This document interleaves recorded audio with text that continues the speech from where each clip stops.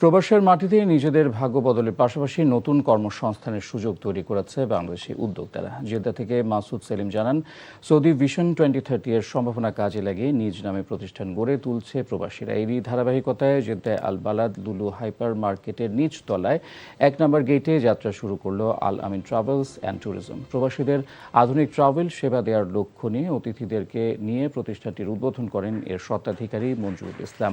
এ সময় উপস্থিত ছিলেন মোহাম্মদ নায়েফ, মোহাম্মদ ফারাজি, মোশাররফ হোসেন রায়ান, সাকিব রাব্বি, পাপ্পি, বাবর হোসেন, মাহবুবুর রহমান, মশিউর রহমান মাসুম সহ স্থানীয় প্রবাসীরা। জেদ্দাতে যতগুলো ট্রাভেল আছে আমরা সর্বোচ্চ চেষ্টা করব সবচেয়ে কম রেটে সকল দেশের টিকিটের উপরে আমরা সর্বোচ্চ কম রেটে টিকিট দেওয়ার চেষ্টা করব। আশাবাদী যে আপনাদেরকে ভালো সার্ভিসটা দেওয়ার জন্য আমরা চেষ্টা করব ইনশাআল্লাহ। আর আমাদের এখানে আপনারা সবসময় একটা না একটা অফার পাবেন।